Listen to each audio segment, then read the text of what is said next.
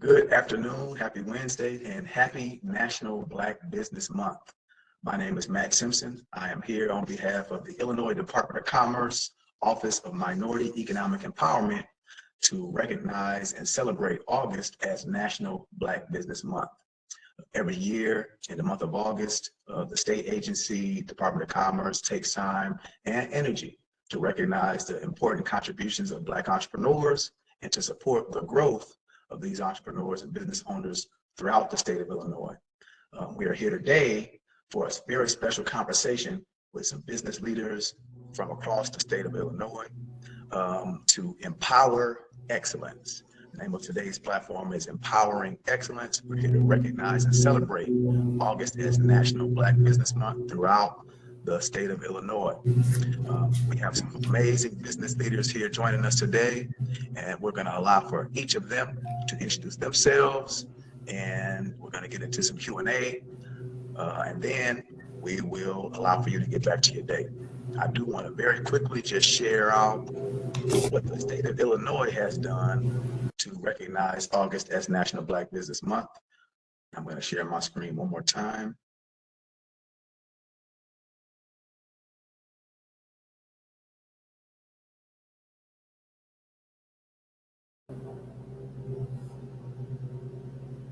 So we will share this in the follow-up as well, but just want you all to be able to see that what we've done in August as a National Black Business Month is pull together a set of webinar events. We pulled together a Black Business Month toolkit and a Shop Black Saturdays campaign that we're celebrating throughout the month to encourage Illinoisans from across the state to patronize Black businesses in their community. So this is our landing page for Black Business Month. We are encouraging our partners to leverage our toolkit where they can take some images and some text to use on their social media and their newsletters to help us elevate this occasion. We also have our Shop Black Saturdays campaign where we are encouraging Black business owners to be patronized throughout the state of Illinois. And we are here to celebrate with a very special occasion and webinar recognizing Black entrepreneurs, Black leaders throughout the state. So I'll stop sharing and I will now allow for each of our panelists to introduce themselves. I will start with our dear sister, Wendy. Hello, everybody, all Illinoisans. This is Wendy Ryce-Smith. I am the Regional Vice President for Liberty Bank and Trust. Liberty Bank and Trust is the largest Black-owned bank in the United States. We have proudly been in business for over 50 years. And a well-known secret is we actually have a location here in Illinois. The bank started, it is a Louisiana-based bank. Two pioneering individuals recognized the need to help minorities learn how to buy houses. So they put their nickels together and bought a trailer and got a charter and started loaning money to the community. 50 years later, we are a billion-dollar institution, and we operate with a national charter that allows us to do business all over the United States. We have physical locations in 12 states. We do large and small business loans. We can lend anywhere from $1,000 to $10, $20 million. And that is the type of transaction I see in my office from day to day. So we're really here to meet the needs of our people. We are African American through and through from top to bottom. We do have a few non-African Americans on our team, so we don't discriminate. But when it comes to the way that we spend money, we look to spend money, we look to invest in Black households. So when we contract with vendors and suppliers, we look to contract with Black businesses. So that's our story. All right, so Liberty Bank, the largest Black-owned bank in the country, has a location right here in Illinois. We appreciate you joining us, Wendy, to share some of your insights and expertise. Now I want to go to my brother, Rich. Hey, good afternoon. My name is Rich Bloomfield, co-founder and CEO of Funkytown Brewery, Black-owned craft brewery. We launched in 2021, so we're just under 3 years old. Our whole reason for existence is to bring a Black beer perspective to the craft industry, as the industry overall is less than 1% Black owned, with over 9,500 breweries across the United States. So just a little background story. Launched the brewery with my lifelong friends, Greg Williams, Zach Day. I've known them since 4th and 7th grade. We went to school in Oak Park. Then we all went to Grambling State University in Louisiana, HBCU. That's where the beer drinking started. So, we started drinking like malt liquor, the cheapest stuff, which you can afford at that time. And that's always what was advertised to us. Hold on. And my phone is going off right now. That was always advertised to us. When we came back home, the craft industry was booming, but like myself and my friends, we were always the only Black people in that space. And when we went to events, we were the only Black people showing up with craft beer. So we saw that there was an opportunity there. We started pouring samples for people, and the dominant beers of the time, IPAs, um, you know, don't really target a newer palate, like a woman, a Black person, or Hispanic person hasn't been in the industry. So our whole thing is focusing on palatable beer, message that's representative in the label, so you feel included in the space, and just create an atmosphere that introduces more underserved groups to the industry.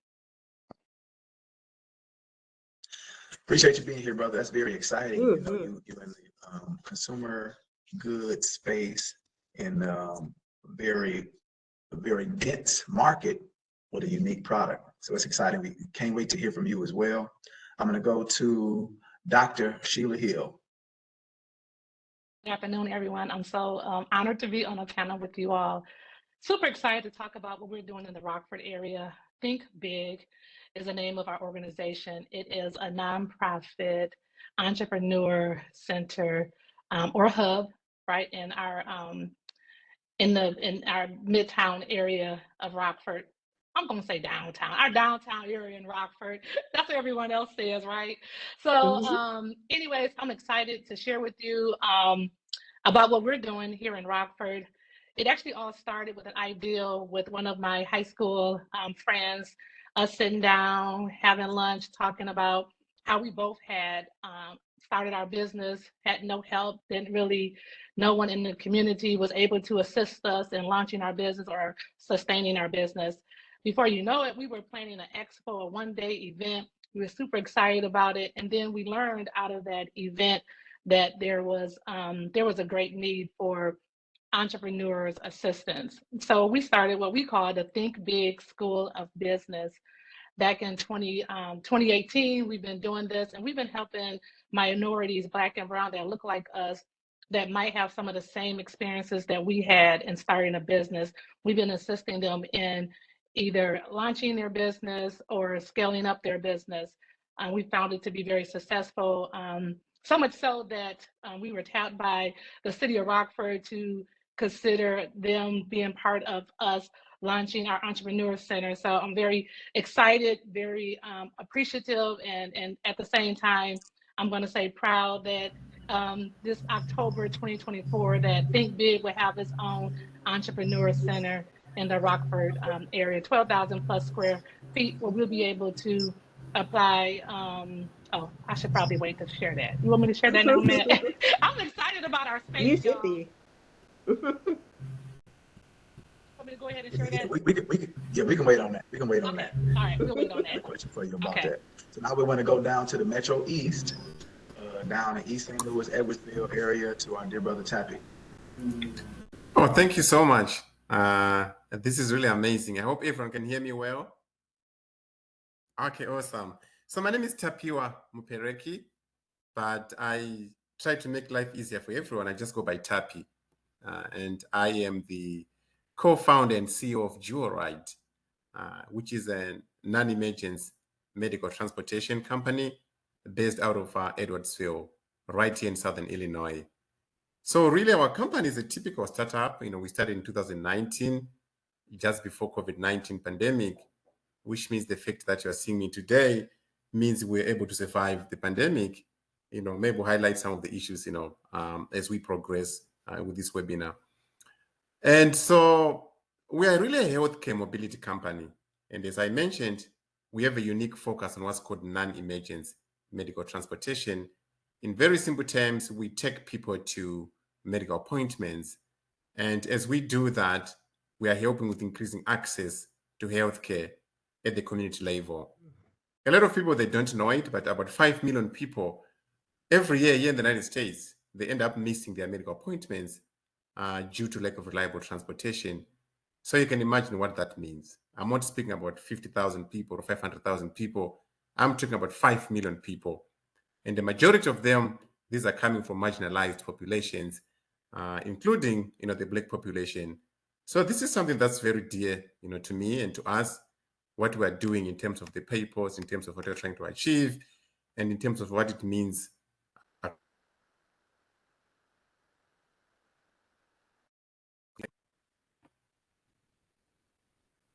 Professionally, I'm a pharmacist. Maybe I could also just add that, I'm actually a pharmacist. And Okay. the other co-founder of the company, my wife, she's a pediatrician. So it's a pharmacist pediatrician combination. Beautiful. Thank you. Okay, so this is our illustrious, esteemed panel. We're so honored to have, entrepreneurs in every ilk. We have nonprofit entrepreneurs, we have financial institutions represented, we have the logistics and transportation industry, and then we have the consumer-facing beverage space represented. All of these are very important industries for the Black community. And it's so interesting that the Department of Commerce, our office, we did a survey, a statewide survey of Black businesses, and we learned that you all are representing some of the most important industries and some of the growth areas that we found as well, as relates to relationship with lenders, business development support, transportation, and food and beverage. So it's powerful that we have you all collected here today. Got a great set of questions. I want to start with a warm up for all of us to just think about. The name of our event today is Empowering Excellence. Empowering Excellence. And I wonder, are Black businesses in an excellent state right now? Not necessarily cookie cutter, measuring up to what other people say we're supposed to be doing, but I want to ask each of you to share, what is the state of Black business now, and why is it important that we're having this conversation? I'll start by going backwards and reverse. I'll start with Tapi. Well, thank you. And that's a very important question in terms of excellence. To me, excellence means, being able to have the desire to do things well, to do things in a documented way, to do things in a compliant way. Although most businesses, or some of the businesses which are owned by Black business owners, they could be small businesses or medium-sized. And of course, we also have the bank that was cited, which is $1 billion business. But I think the principles are fundamentally the same if I talk about excellence. You need to have a global benchmark, even though are still like 5 people or 10 people. And what that means is we need to do things properly. We need to be able to have a desire to create a brand, to create an environment where people wake up every morning and say, I'm going to my job. They're not going to some kind of a side gig or anything. They're saying, I'm going to my job. So what that means is we need to be able to have proper hiring procedures in place. That's excellence. Let's hire people properly. Let's document that properly. If we're supposed to do background checks, let's do those properly. We are trying to attract the best talent. We're not trying to attract our friends or our family. We are trying to attract talent, just like what any other company would do, any other big company would do, Alphabet or Google or Apple or LinkedIn, or any company you can think of. Those principles, they should apply to us as Black businesses. And also we need to have things like PTOs in place. You may start, maybe don't have it, but let's have a desire to do that. That's all part of excellence. Pay time off. Remember, I'm saying people have to feel that I'm going to a real job.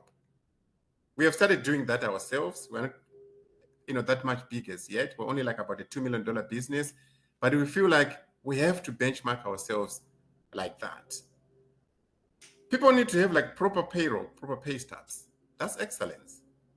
People need to, if it's an industry where uniforms are important, let's have the branding, the uniforms. People should not there should not be any difference if people see like someone who's working for Right and someone working for another company. There should not be any difference that this is a black-owned company or this owned by another race. Excellence should just be uniform across board. So I acknowledge that, we still have some ways to go as black businesses. Some of the reasons are historical. We are still trying to learn these things because these things, it involves a lot of learning to know the right thing. Sometimes people are not necessarily doing the right thing, not because they don't have a desire to do the right thing, but they just haven't been exposed to know what's right to do. So those are some of the historical reasons that we still need to work on as black businesses, a willingness to, to keep learning, a desire to keep reading so that we know the benchmarks that are making other companies to tick. We also have a desire, to grow companies that are going to be Fortune 500 companies, that are going to be New York Stock Exchange. And excellence is going to be one of those fundamental ingredients, that we need to embrace as black businesses. So that's my understanding. In short, I'm saying excellence, it means following procedures, following best practices, such that there should not be any difference, between a company that's owned by a black business person or a company that's owned by another race. Excellence should just be uniform across board. Love that. I love the idea of benchmarking, and we can see ourselves as a Google alphabet, and we understand what a standard is. I love that. I'm gonna go to Dr. Sheila Hill. Yes, thank you. So when I think of Black excellence, and I have conversations with some of the entrepreneurs locally here, I first start off with just identifying what is your standard, right? What's your standard of doing business, and how can we elevate that standard to be higher than what your average standard is, right?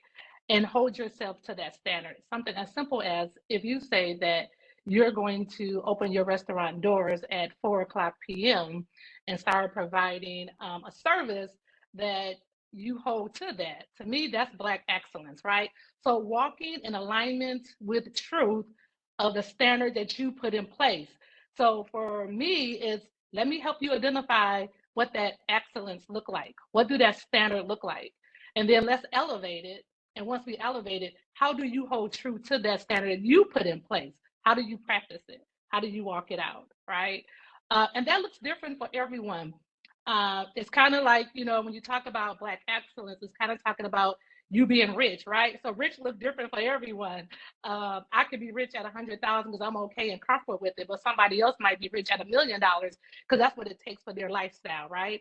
So excellence can look different for each and every one of us, but there is a standard that we all should be striving for to be better, and it should be higher than what we currently are living, right? The other thing to Black excellence is, many times as a Black and brown company or organization, we want to hold other entities or other companies to a higher standard, but yet forget what standard that we have already identified for our own business. So to me, walking in Black excellence is setting the bar and then elevating that bar for yourself before you try to elevate it for another company or organization. Yeah, setting that bar and elevating it for yourself, walking in your truth, aligning your vision with your truth. That's awesome. Brother Rich, the state of Black business, we're empowering excellence. What would you say is the state of this Black business today? Yeah, I guess, if we're keeping it like local and we're asking my personal viewpoint, like I don't think we've reached a place of excellence yet, like in Chicago, like if we were comparing it to like maybe Atlanta, where you just have a bunch of thriving businesses that are able to like practice circular economics and like as a community, they pull the levers of economy. And so they're very involved with the decisions and, business is very intertwined with political. So Chicago, no, I don't believe it's there yet. But we can be there. And I think, tapping in Dr. Sheila we're saying a bunch of the same things that I'm going to say. Like there's a bunch of things that you need to reach excellence, like compliance, resilience, education, and passion for it. Um, Compliance is big. I think there are a lot of businesses that maybe aren't structured correctly, or they they're not registering things correctly, so they'll never truly grow past like a mom and pop phase. And it's just like sometimes that's a mentality that we have, and that links back to the education, the financial education, the disciplines. Like, so I work in consumer packaged goods, wholesale retail. Like, I need to understand that in meticulous detail to absolutely execute within this area. Then you got to have the passion. There's other things about there was a trend on like social media a couple years ago. They was just telling everybody to go get an LLC and start a business, and I never agreed with that because like if you don't have the passion for it, we don't need another business owner out here that's living off ego and has bad customer service. So like there's that too, and then there's just resilience. There's a lot of obstacles in this, and like you got to know, like you got to have a plan A, B, C, D. You got to be able to be agile and maneuver, and all of those things coming together with multiple Black owners across industry, creating that community that will bring like excellence here locally. You know, so that's just kind of my thought on it. I don't think we're there yet, but again, there's a lot of focused people on this call and around us. I feel like they just came out after the pandemic, but like they want to create something here. So yeah. Man, I love the candor, you know what I mean? Like we got to be real about it too. I think we got a lot of room to grow. Um, we don't need another business owner living off ego with bad customer service popping out with an LLC. That's the last thing we need. I think that I love the idea of finding models, like Atlanta. You mentioned like practicing circular economy, pulling the levers of the economy. And I think there are some examples of that happening, in Chicago. There's pockets of excellence, but we got some room to grow. And I love that candor, man. We'll close out with Sister Wendy, especially from the lender's perspective. What would you say is the state of Black business? How are we looking? Why is it important that we having this conversation? Yeah, this question has me so full because I don't even really know where to start. But I'll kind of start with um, the types of things that I see that come across my desk, and where we fall down and where we show up. I will first start saying that I am proud to see that more African American businesses in the state of Illinois, with the support of the state of Illinois, um, is uh, is stepping up and putting a better foot forward. Really, to it's kind of like in my get some understanding. When you know better, you do better, right? So Dr. Sheila, what her work is really helping us get the understanding that we need to do better. You can't come to anything. You can't present to a client. You can't present to an investor or bank. If you're not buttoned up, if you don't have it together, or you just can't come in with a pipe dream in your mouth. You literally have to um, do the work. You got to do the work. I can only imagine uh, what it has taken for the entrepreneurs on this call to get to where they are. It was a lot of work, and so excellence, really it is a mindset. It is a commitment. It's a diligence to pursue um, the right way as opposed to the wrong way, and to seek out the education and the knowledge and the partners, strategic part. That was another thing I noticed as minority um, entrepreneurs. We don't seek out strategic partners. We're often in a silo, trying to do our own little thing, and but that's not how the world works. When you're trying to scale, sometimes you may need a strategic partner. There might be somebody out there looking for you for what you have. And so also I will say from a Black bank perspective, we compete with the large institutions. We're like no name in this town. Nobody knows we're here. Well, the big banks know we're here. Chase knows we're here to the tune of investing $25 million in us. Why would they want to do something like that? Because they know that we know really how to work with our people. And they know that we're going to take the time to work with our people to help them. I never present anybody that comes to me for financing to a committee or otherwise until I clean them up. You're not going to find a loan officer that's going to do that. They don't have time, right? And so that's where, I think that from an excellence perspective, we have to be cognizant of getting our books in order. Getting our books in order. I'm sure you talk about that a lot, Ms. Hill. That get the books in order, okay? Don't come to me with tax returns or no tax returns. I can't work with that. And so, but I know with the right support, education, and pursuit, we will and can get better. I've seen more Black developers, more businesses figure out how to go get money from the state and the city to get there, to get the job done. We just need to learn how to play the game like everybody else. And that's when we become excellent. I love that. I think that 25 million from Chase Bank into Liberty says a lot. I think that says a lot about your position in the community, your reputation, as a lender, and how important you are to helping us get to that excellence. And that's where I'm gonna go right back to you, Wendy, for my next question. So you are the VP of Commercial Lending for Liberty Bank, which is the largest Black home bank. You have located in Illinois and Forest Park. So can you talk about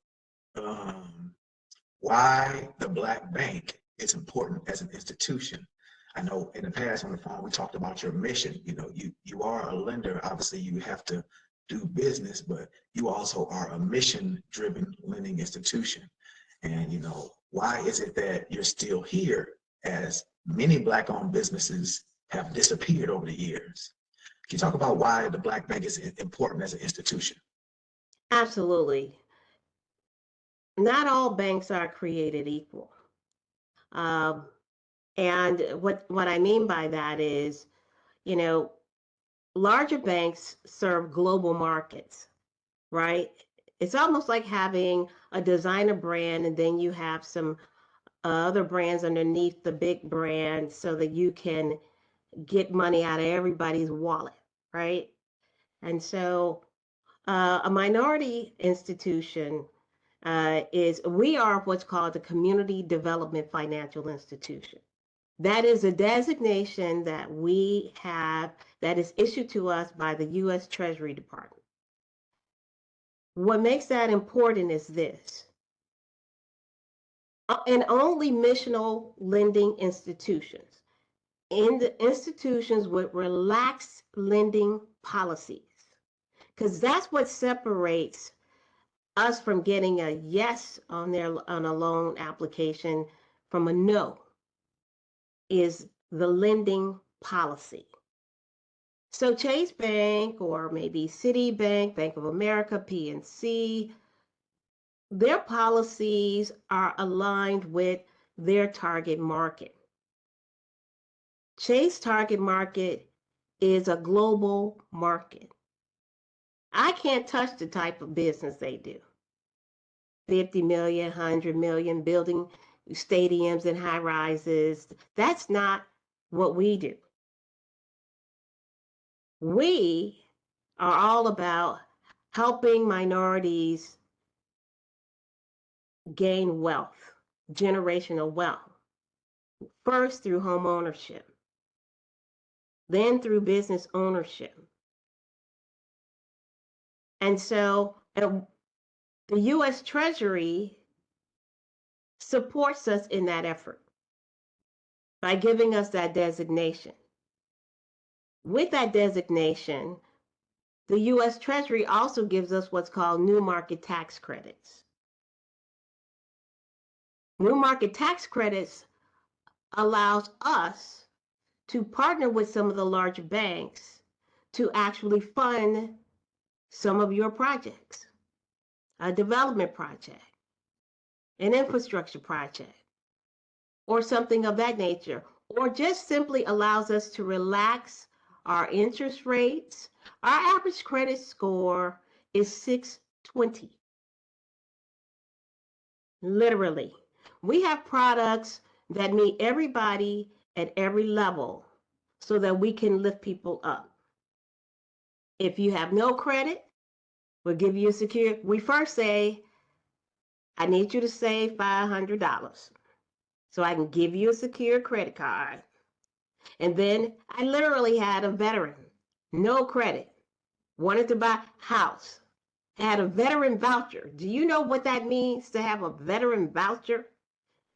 No money down on a house if you have a veteran voucher, okay? It's like a gold card, but he couldn't do anything with it because he didn't have any credit. So he came in the lobby. We talked about it. I said, I need you to save $500. I'm going to give you a secure credit card. I need you to just buy gas with this credit card. When you get your statement, I need you to come see me. And I'm going to tell you, you know this, Dr. Hill. I need you to stay under 33% so we can boost that score, right? This is what you get from a Black bank. You get you get a partner. You don't just get a checking account and a debit card. You get somebody that cares about what you are trying to do to build your family, to build your wealth, to live the American dream. That's why we're important. I love that. I think that, building wealth as a partner through home ownership and business ownership, I think that's revolutionary. And then it's a marathon that you're running with these individuals. This is not a sprint. That's right. Obviously, we're thinking globally, like you said, so your larger money center lenders, they are global institutions, and we're thinking globally, but you're acting locally. And I think that's powerful what you're doing, Sister Wendy. Next question is for Rich.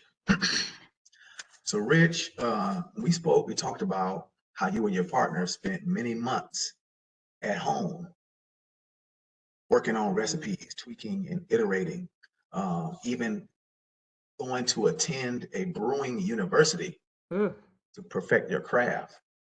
Can you talk about the significance of investing that time and that energy as an entrepreneur? And in doing so, now you're in a position where you're pursuing brick and mortar. Like, you didn't jump out in a brick and mortar business. You built the product, you introduced it to market, and now you're going into the brick and mortar from a shared kitchen space. You talk about why that's important as well. For sure. And retail space.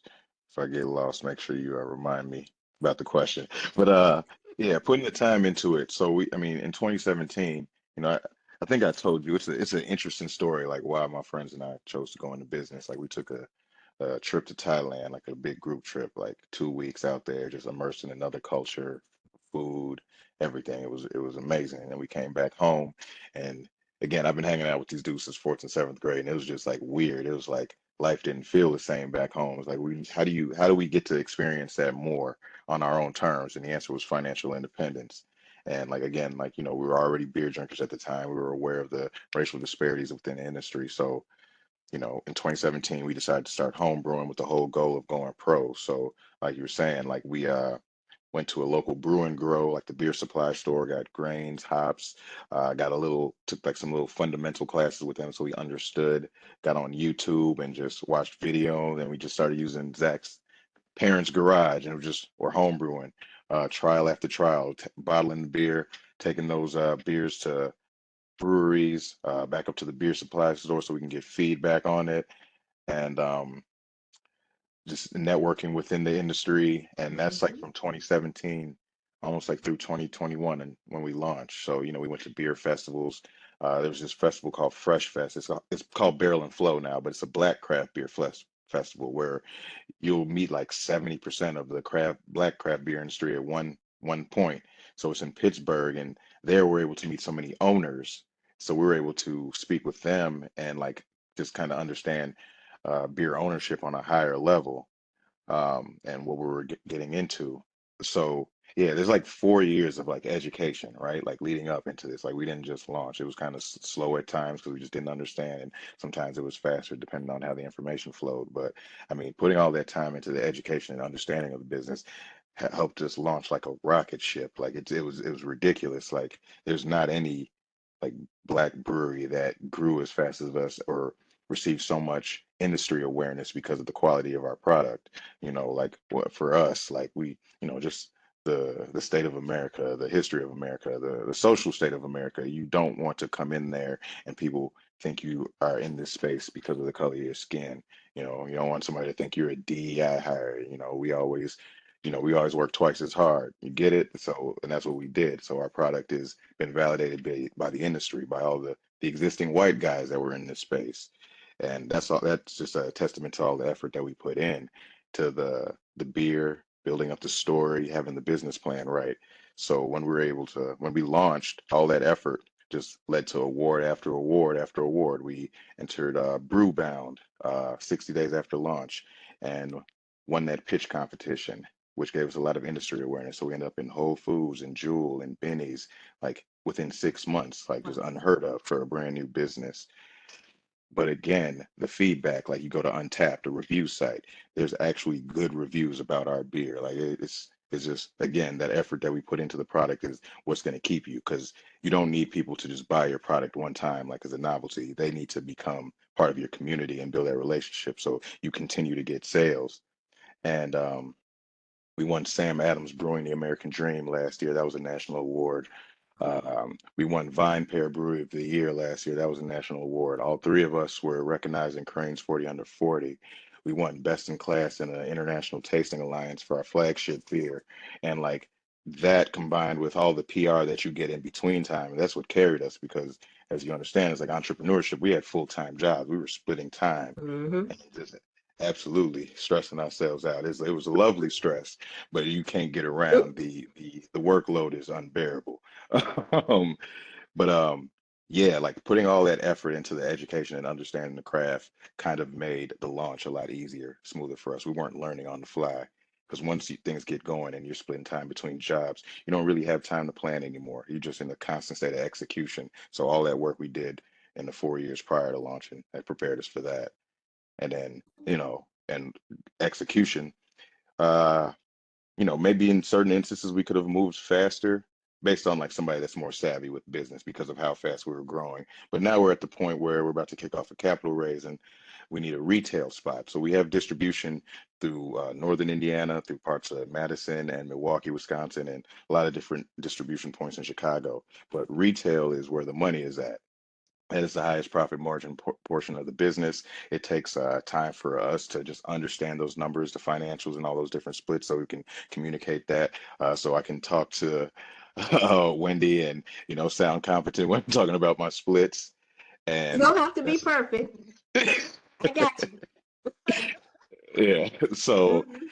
that's where we're at now. And again, I think that's just all the time that you put into the education and really truly understanding the craft, which allowed us to propel and kind of move through this industry where there's no one else like us.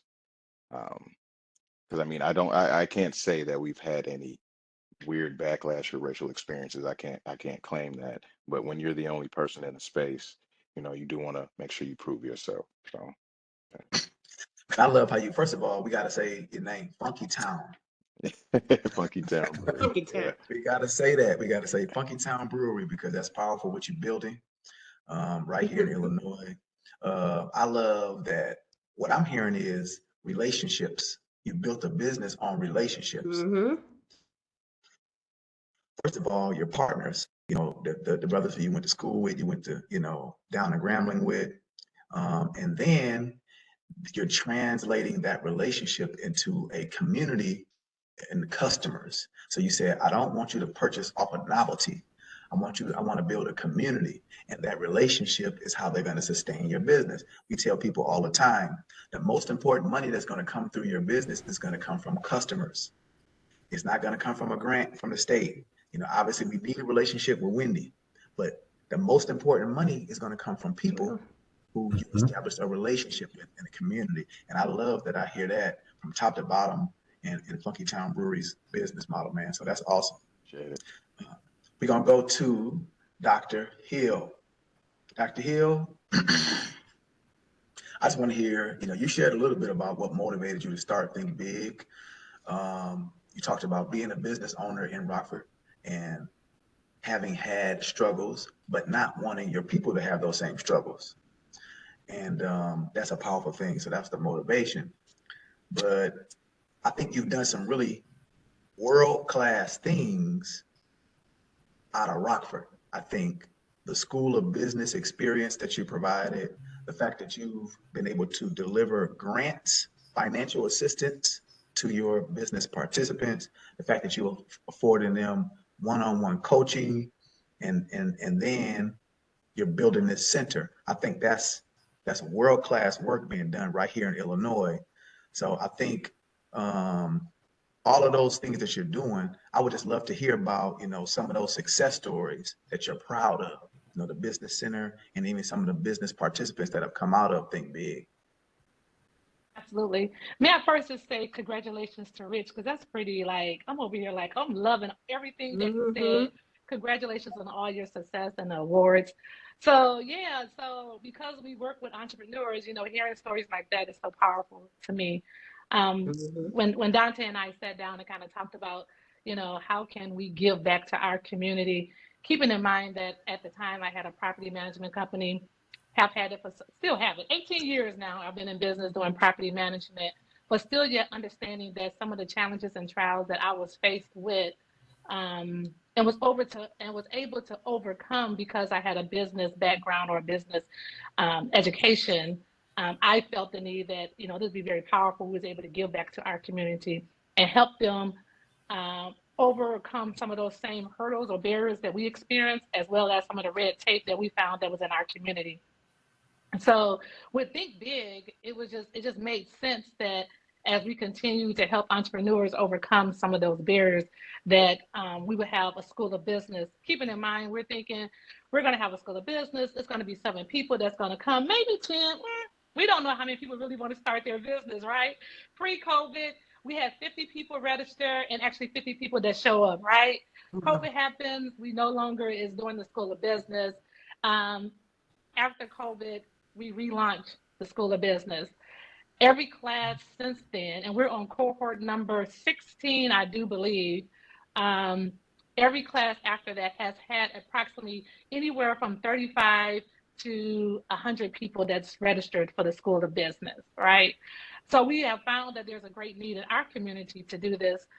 So this Entrepreneur Center that's going to be open in October is going to be a great fit for a number of reasons. One is it's going to continue to provide a space to offer the Think Big School of Business to aspiring entrepreneurs, as well as those that's looking to scale up their business. It's also going to give us some income because we're going to be leasing space to hopefully some of these small businesses that have went from, their mom or dad's garage or their basement and now ready to move into brick and mortar. We're hoping to help some of those business transition by moving into the Think Big Center and then, maybe eventually into a storefront, right? The other part of the Think Big Entrepreneur Center is we're going to have co-working space, which is a big deal because people can rent or lease space by the hour or by the week or by the month, or they can move into one of our bigger spaces and lease it out for a year. One thing that we found as we've been working with a lot of entrepreneurs in our community is that the need for media as a Black and brown community, podcasts, talk shows, recording studios, we have found that in our area that's really hot.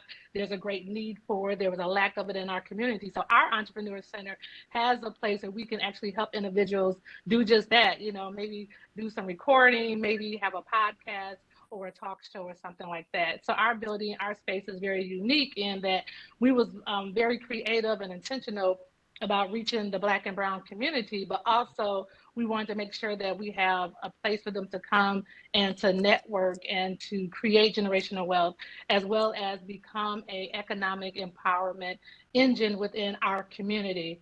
That's really big for us. It goes along with what I was most passionate about, is being able to help entrepreneurs. I will say that, one thing that really fueled all of this was, I have a property management company. When I got my first contract, Rich and Wendy and Teppy, when I got my first contract, I didn't realize that I needed to hire 25 employees and I needed 16 contractors, subcontractors in the gate. And they only gave me a matter of 30 to 45 days to make that happen. So with my educational background, that's what I did. Was I actually went and found some contractors that unfortunately they didn't have the credit scores they need to have to borrow money to continue to grow their business, or they didn't have the legality, LLC, or those different things in place. And so what did I do? I actually helped them establish their business to ensure that they can do business with us as subcontractors. I took that same business model and just rolled it over into Think Big. And what we have found is that it's working, it's helping individuals. So I'm happy to say that, since 2018, we've actually have touched 600 plus aspiring or entrepreneurs within our community.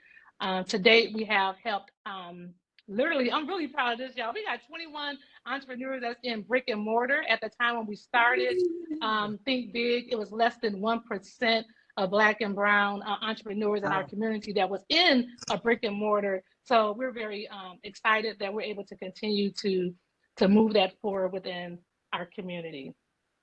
I hope was there anything else? Did I miss something? Oh, our partnerships. Yeah, okay. Get into those partnerships for sure.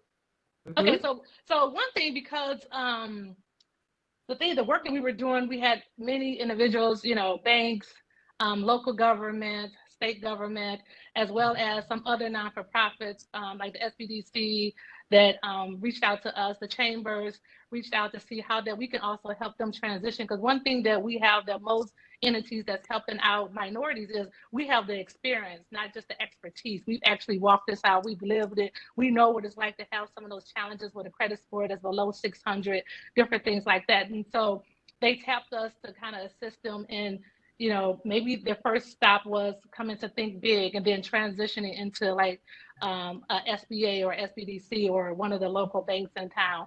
One thing that we've been able to do is help entrepreneurs by giving them grants, giving them access to grants. Let me say that right. Giving them access to grants that we applied for, that we secured, in return took those same dollars and offered those grant dollars to other entrepreneurs that were looking to maybe do some cosmetic things in their building, or maybe they need to buy a piece of equipment or something like that. So since then, Think Big has been able to secure, and I don't know if I've even told you this yet, Matt, but we've been able to secure $1.5 million for the next 3 years to be able to provide programming in our Entrepreneur Center space. So yeah, we're excited. And thank you for this, Matt. I really do appreciate it. I think it's great work being done, all over the state, and we just want to empower the excellence. That's what we have to do for National Black Business Month. Final question before we start to open it up for Q&A and have one more to all of the panelists is to our dear brother, Tappy. So Tappy, you shared with us that you are a pharmacist and your wife is a pediatrician. And I just did a little research and learned that you are all the way from the continent, hailing from Zimbabwe. So can you tell us a little bit how you got from Zimbabwe to Edwardsville to striking out, doing non-emergency medical transport, and then scaling and growing to having over 30 team members and over 25 vehicles? Like, what was the key to growing your business? Oh, thank you. So I grew up in Zimbabwe, as you mentioned, and Zimbabwe is a country in Southern Africa. It's next to South. I think a lot of people may know South Africa. Zimbabwe is a neighboring country to South Africa. And I started off in a rural village. So I was living in a typical village, a real village, not the one that people see in movies. I'm talking about a rural village where you probably, go to school, you are walking to school, you don't have shoes, you don't have any running water, you don't have any bathrooms and so forth. So it was a very rural way of starting life. It was in extreme poverty, to say the truth. But even while we were there in the village, we had a desire for a better life. The fact that we didn't see modernization or a lot of civilization did not necessarily stop us from desiring, something better. We knew that there must have been something better somewhere. I used to see my cousins coming from the city. They were talking about living in houses with electricity. They were seeing TVs and so forth. So we knew that somehow there was a better life. So I think that desire just to go into better things, to be determined just to better oneself, I would say it's just been consistent over the years. And so, to cut the long story short, I was eventually able to get out of the village there and go to a former mining town. It was a little bit better than the rural village, but we still didn't have a lot of things there. And still that desire that there was something better somewhere, it kind of pushed me to work hard at school. So I got some good grades at school, which allowed me to eventually go to the university to be a pharmacist. And I was working as a pharmacist in Zimbabwe. But still, I knew that there must have been something better somewhere, And so when I was working as a pharmacist, I kind of like the public health aspect of things. Public health is really when I'm trying to come up with solutions, for masses of people, not just like one person at a time. You are looking at problems affecting the majority of the population. COVID-19, I think it's quite like a clear example for people to see what public health, could entail. And so that took me to grad school, to Boston, Massachusetts. It was a lot of determination to get a place there and try to move. And you're not necessarily coming from background where you have a lot of resources. But that's how I came to the US. And when I graduated, the professors were very kind. I was actually like the commencement speaker in our class. So that was very humbling and encouraging at the same time. And so that put me like in public health work in DC, Washington, DC. And then my wife and the family obviously joined. But my wife, she was a physician in Zimbabwe. She obviously wanted to continue practicing here. And so for her to do pediatrics, you go into what's called a matching process. So it so happened she matched in Chicago. So we had to move from Washington, D.C. to Cook County Hospital, John X. Stroger Cook County Hospital. That's where she matched. Probably some of you on the panel may know it. And so we moved to Chicago, and she was doing a pediatric residence. I continued kind of working remotely, from Chicago, still working in DC and so forth. But once she was done, she got a job in Alton. Alton is a kind of like a small city in the Metro East area, right here in Southern Illinois. And we didn't know anything about Alton, but we said, oh, we're looking at it. We said, oh, I think it's a good place. I think the cost of living is good. I think we can strive there. I mean, we didn't have any precedents, but we just thought maybe we could do it.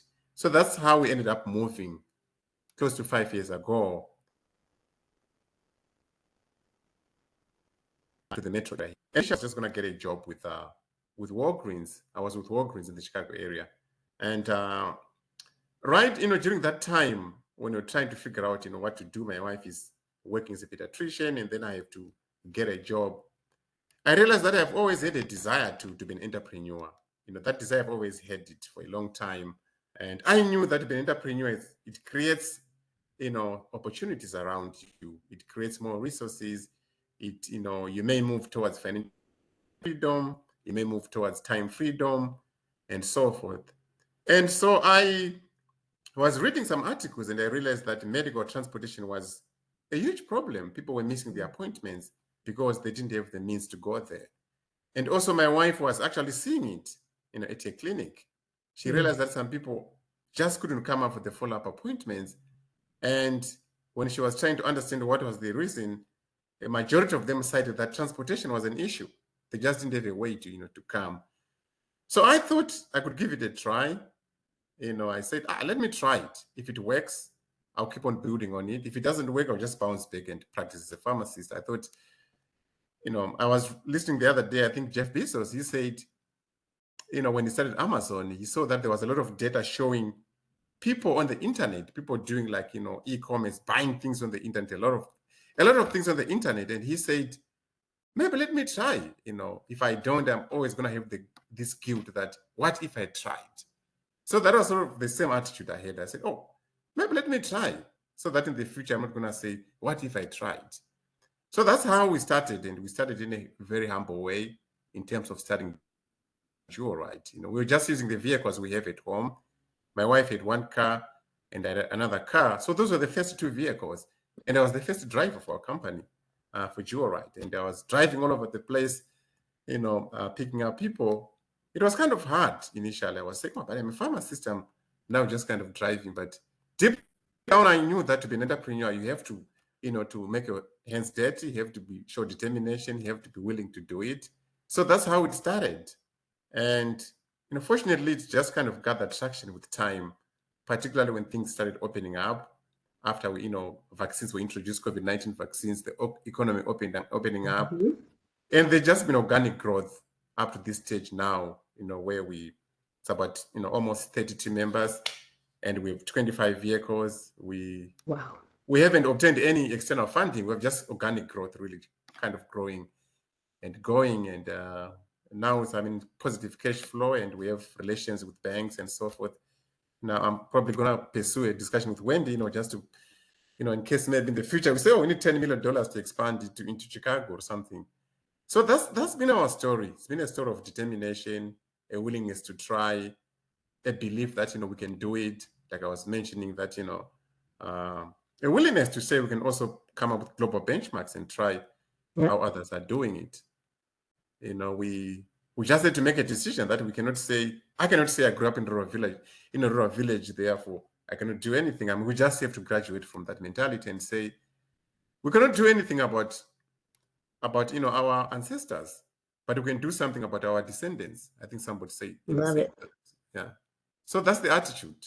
That's how I moved from Zimbabwe, come to the US and now running Dual-Ride. I don't know if Matthew's still there. We lost Matthew.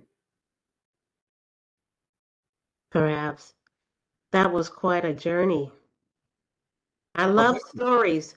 That's one of the things that, when I sit down with people, I'm more interested in the story because, the story that to me is where the value is. You could put all the numbers on a piece of paper, but there's a lot of sweat equity that people pour into their businesses that doesn't land on a profit and loss statement or balance sheet.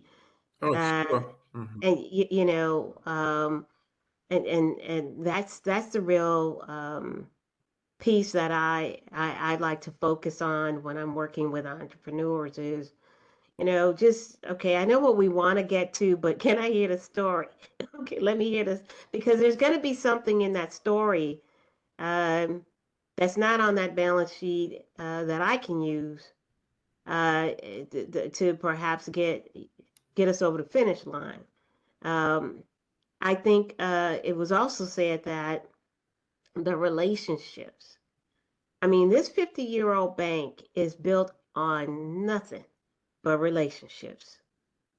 I mean, I've worked for the larger financial institutions. I grew up with Citibank. This is, when I first joined this bank, I was thinking to myself, this bank is way too small for me. What am I doing over here? But it's I'm on purpose right now. It's all about purpose. This is truly my calling, and I'm right in the right place and space at the right time doing the right thing. But it is, when I really look at the two different banking models, from Citibanks or Chase Bank, and then compare that to Liberty Bank.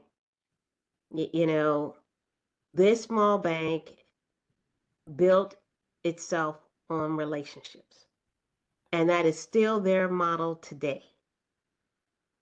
Their relationships from coast to coast.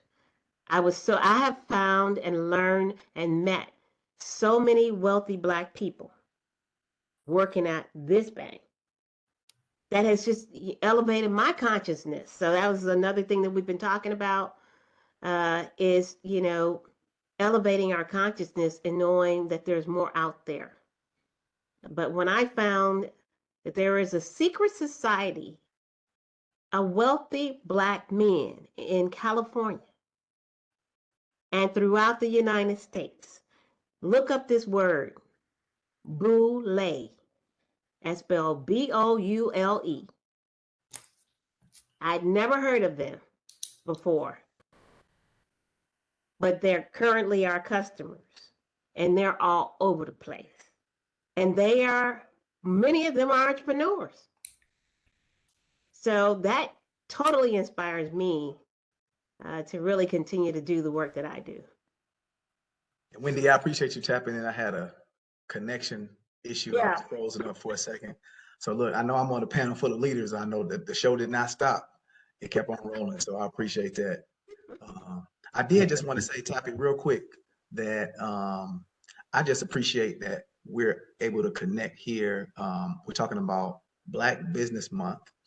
And there is no kind of distinction when we talk about our brothers and sisters from the continent, versus the brothers and sisters that are here in the diaspora, Right. So I love that we have you represented with Mhm. your story coming from Zimbabwe with that resilience. Like the story you just shared is like lightning striking 3-4 times in one place, and Well, thank you. and it's such an Thank honor, man, to be able to hear that story and see how you managed to navigate those traps and those challenges, and you never let it stop you. And we all kind of in our own way have done it, but yours is so special and unique.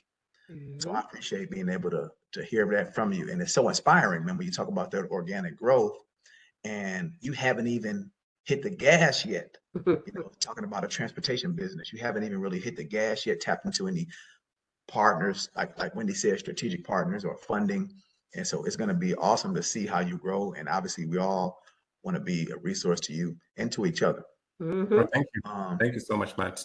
so with these last few minutes, I do want to open the floor for questions in the Q&A and the chat. If anybody has questions for the panelists, feel free to drop them in the chat now. And as those questions are coming, I will ask another question. This is to everybody. If you could give a piece of advice to a Black entrepreneur looking to start up a business in Illinois today, what would you tell them? Where should they start? And how can they go about positioning themselves for success? I will start with Wendy. Focus on what it's going to take to get customers. The people that's going to write checks and fund your dream. No customers, no business. It's that simple. So business development, networking is critical. Critical.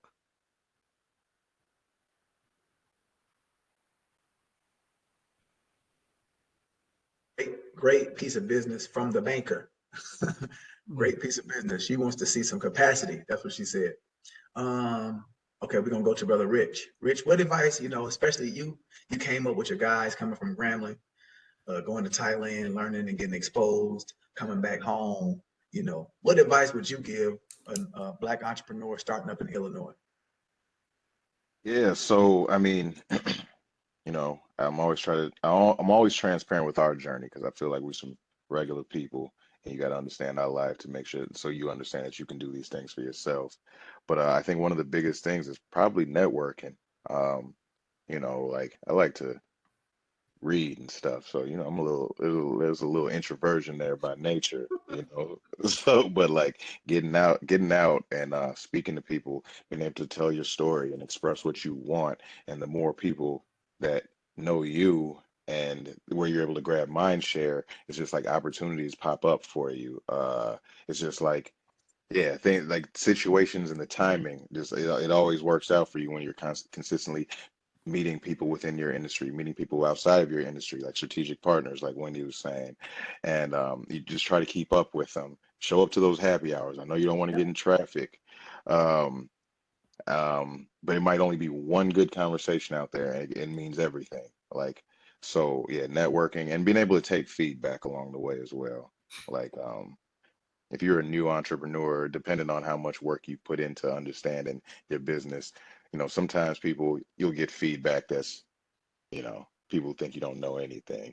But just like but like there's a lot of people that have experienced what you have that want to give valuable feedback, and there's people who have just information that might be like kind of perpendicular to what you're doing, where you're able to grab some information from. So yeah, networking and being able to take feedback. So I would just want to push you one time because there's some of us who, like you said, the introversion piece is crippling, for some people. How did you push through that? How did you manage to get beyond yourself to grow your business?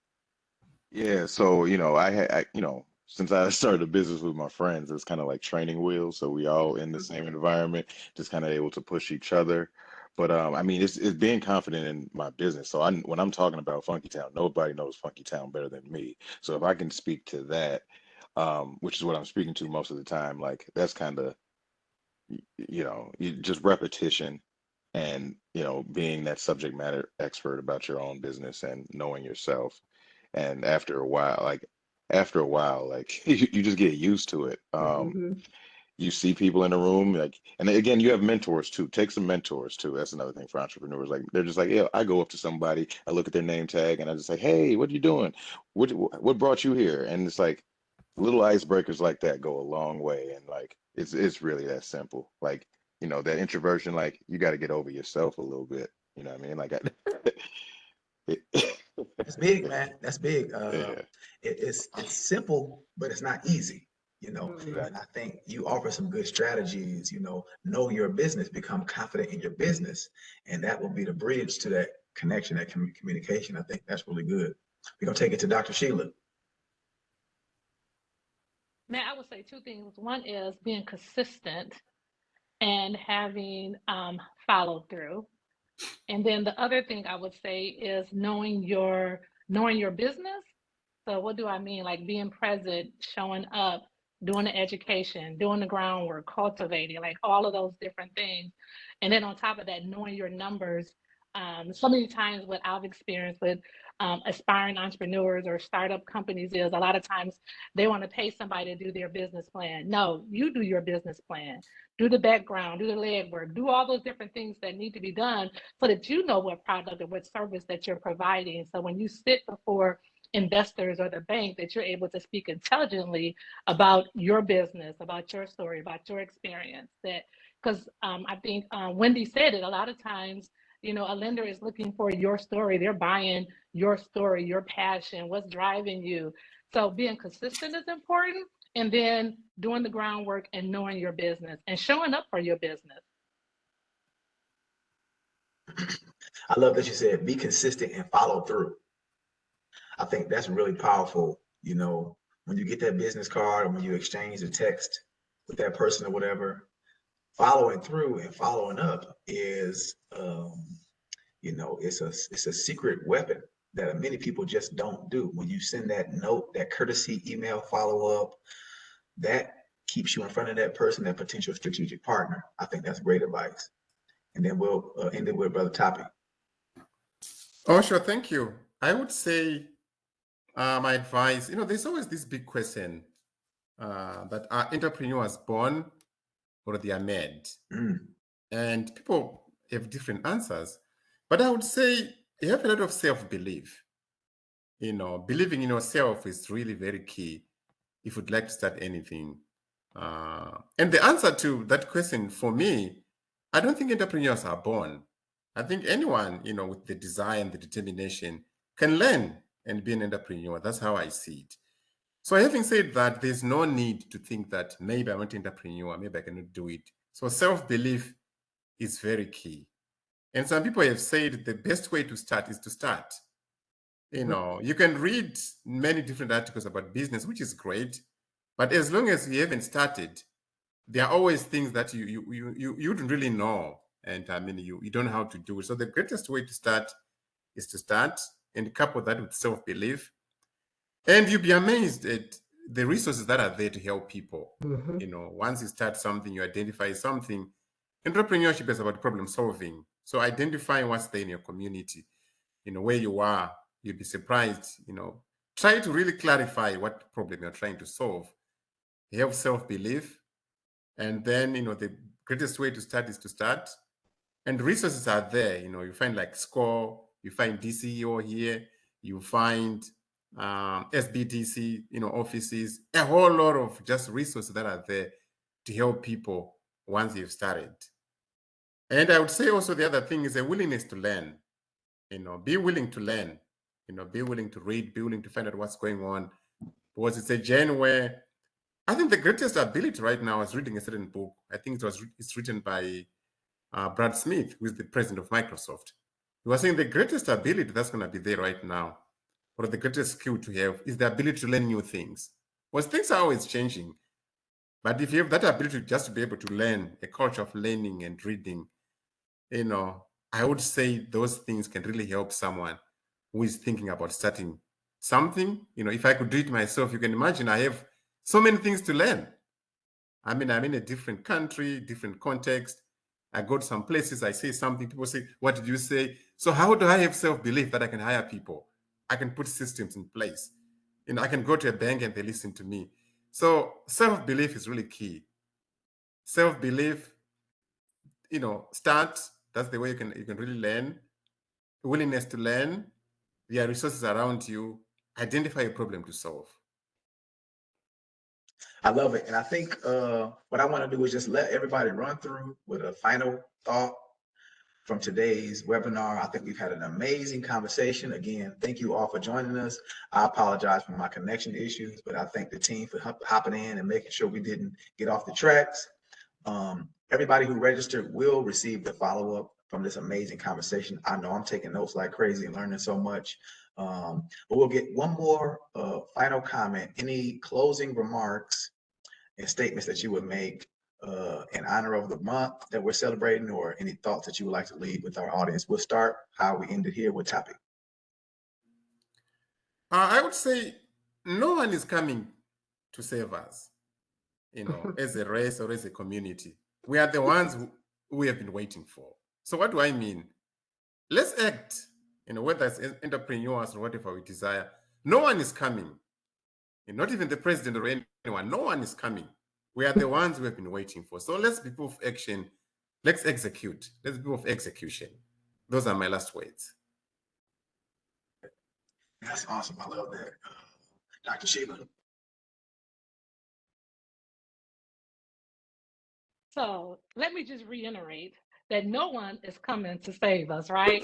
And so if you have a 8 to 5 job and you are, working your side hustle or your business until you're able to leave that 8 to 5 job, I would highly recommend the execution, but actually putting in the work right now as though that you have the business currently. So if you're giving someone else 40 hours of your time to operate their business, how about trying to find that same amount of time to put into launching your own business?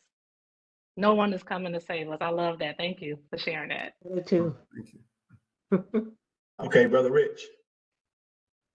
Yeah, I kind of want to follow up on some things I heard Taffy saying about, like, getting education and understanding your business. But there's a point where you need to just start and dive in. It was like a couple of years ago, I worked with a couple, again, get a mentor. I was working with this Leadership Development Institute, and I was talking about getting some education into some different areas, and she told me that I don't think you need any more education. I think you just need to execute your plan. And I'm glad she told me. She was absolutely right. So, you know, we all feel the doubt. We all have those moments where you feel like an imposter. Like, just being transparent, we all go through it. So now that you know that, you know, you need to get started yourself.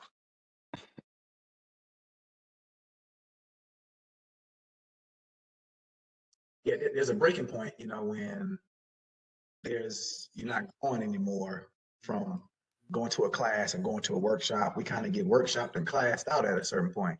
You got to jump off the porch eventually, you know, that's what we say. So we're gonna close it out with Sister Wendy. Oh, I just, want to say that, you know, the work at the state level, people like you that really use the state resources in a meaningful way to bring us together so we could sharpen each other's saw is important.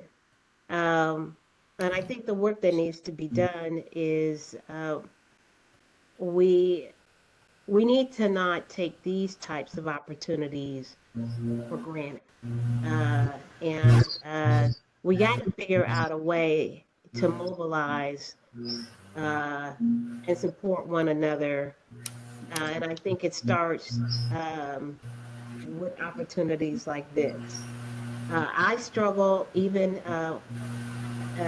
working for a $1 billion institution.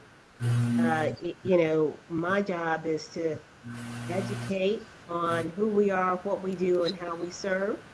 And I welcome these opportunities every single chance I get, I go everywhere. I'm in churches, I'm in nonprofits. Whoever wants me to come and talk, I'm ready to talk. Because, I want to share what I know that can elevate us in this space and, allow us to become, to live the excellence that we desire. So that is my prayer. Well, I think that's a beautiful way to end it. You know, us coming together, this is a part of that mobilization, you know, sharing our expertise, our perspectives, and creating the connection. And this will be recorded and shared. Please feel free to share it widely as you would like. Thank you all for your time and your expertise. I'm gonna just share this image one more time so we remember the occasion that we're celebrating. August is National Black Business Month. We are empowering excellence and we are proudly celebrating National Black Business Month here in Illinois.